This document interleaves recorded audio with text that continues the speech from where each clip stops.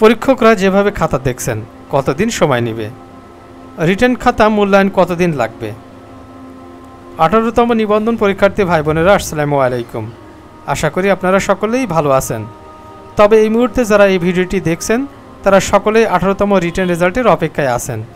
চলুন আজকের ভিডিওর মাধ্যমে জানতে পারবেন বর্তমানে খাতা কোন পর্যায়ে আছে, প্রথম পরীক্ষক কতদিন ধরে খাতা দেখতেছেন, কবে দ্বিতীয় পরীক্ষকের কাছে খাতা যাবে, রেজাল্ট দিতে কতদিন সময় লাগবে।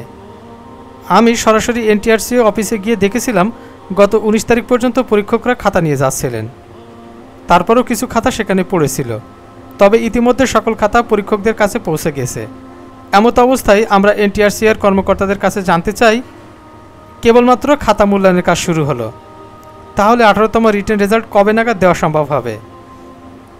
এনটিআরসি এর পরিচালক মহোদয় জনাব মোহাম্মদ সাইফুল্লাহ আজম বলেন, আমরা পরীক্ষকদের নিকট খাতা দেওয়ার সময় পরীক্ষকদের সময় বেঁধে দিয়েছি। আমরা আগামী 13 সেপ্টেম্বরের মধ্যে সকল খাতা এনটিআরসিএতে জমা দেওয়ার কথা বলেছি। তিনি আরও বলেন, দেশে চলমান অবস্থা না থাকলে আমরা এই সময়ই রিটেন রেজাল্ট দেওয়ার প্রস্তুতি গ্রহণ করতাম, তবে একটু দেরি হলেও বেশি সময় লাগবে না। আমরা সেপ্টেম্বরের শেষের দিকে রেজাল্ট দিতে পারবো। এনটিআরসি এর নিয়ম অনুযায়ী প্রথম পরীক্ষক 15 দিন এবং দ্বিতীয় পরীক্ষক 15 দিন খাতা মূল্যায়ন করেন। তাহলে প্রথম পরীক্ষক যদি 15 দিন সময় নিয়ে থাকে তাহলে অন্তত সেপ্টেম্বর মাসের 5 তারিখ পর্যন্ত প্রথম পরীক্ষক খাতা দেখবেন। এরপর দ্বিতীয় পরীক্ষক আরও 15 দিন সময় নিলে 20 সেপ্টেম্বর পর্যন্ত চলে যায়। কাজেই আমার মতে 13 সেপ্টেম্বরের মধ্যে পরীক্ষকরা সকল খাতা জমা দিতে পারবে না।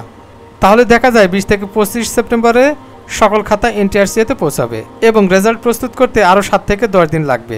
তাহলে হিসাব করলে দেখা যায় সেপ্টেম্বরের একদম শেষের দিকে অথবা অক্টোবরের প্রথম সপ্তাহে রেজাল্ট দিতে পারে। সবসময় দেখা যায় এনটিআরসিএ কথার বেলায় 16 আনা, কিন্তু কাজের বেলায় গড়িমসি। তবে এবার দেশের রাজনৈতিক পট পরিবর্তন হয়েছে, আশা করা যায় এবার যথাসময়ে রেজাল্ট দিতে পারবে। ভিডিওটি ভালো লাগলে লাইক দিন এবং আপনার মতামত শেয়ার করুন। আর যে সকল ভাই বোনেরা এখনও সাবস্ক্রাইব করেননি তারা সাবস্ক্রাইব করে পাশেই থাকতে পারেন। আজ এখানে বিদায় নিচ্ছি। ভালো থাকুন, সুস্থ থাকুন, ধন্যবাদ।